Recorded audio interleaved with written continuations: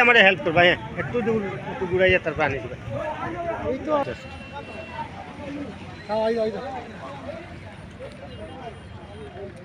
এটা কোন জায়গা আল্লাহ আপনি আসেন ইয়ার বাড়ি তুমি আইছো ইয়ার বাড়ি মারা তোরা টেলেডি মাতা আছে তুই খালি করে ফলাইয়া দিবি আচ্ছা हाँ सर वो सुने ये मैं डाला है सर डाल दे अभी स्किप तो ठीक लिख रहा हूँ ओ जम्बू खाला रे फोन कर खाला रे কোথায় রে আমরা রে বাজু রে তারে কোস না তো চন্টনি মাল উঠাই লিবা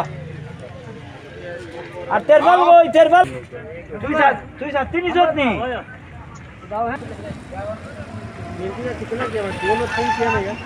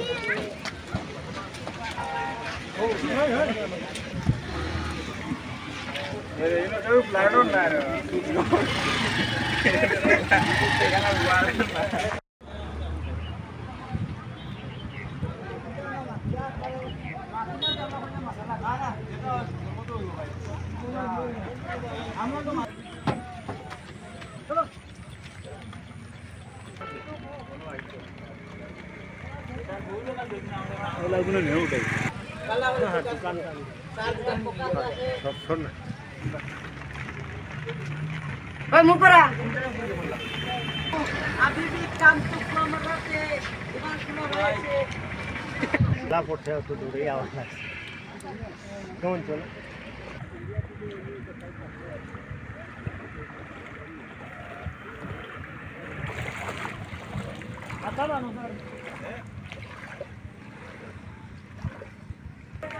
आप लोग से देखे हम लोग पूरा हिम्मत हुआ इसलिए आगे बढ़िए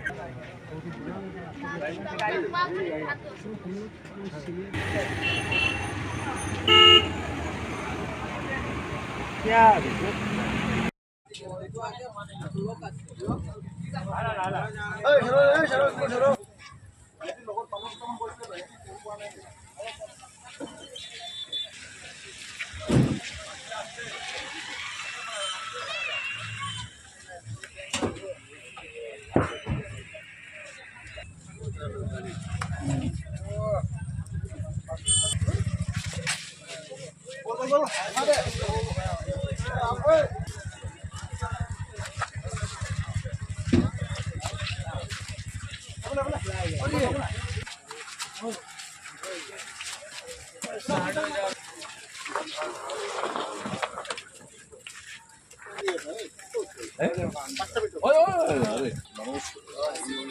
बाइक गई रे कौन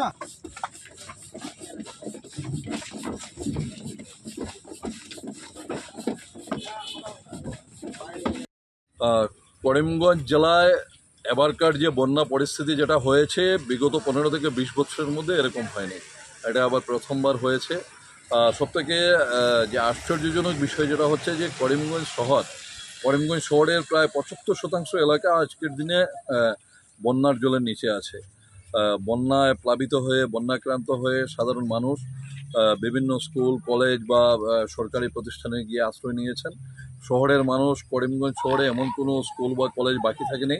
আজকের দিনে করিমগঞ্জ জেলা প্রশাসনের পক্ষ থেকে যে সমস্ত বিবাহ ভবন বা প্রাইভেট ইনস্টিটিউশন যেগুলো আছে সেগুলো রিকোজিশন করা হয়েছে।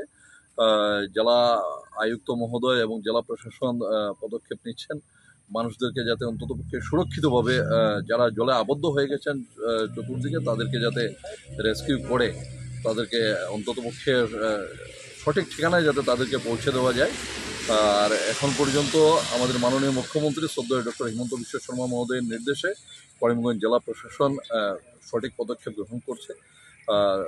আমরা রিলিফের কাজে মানুষদের অন্ততপক্ষে চাল, ডাল, তেল, লবণ এগুলো পৌঁছে দেওয়া হচ্ছে।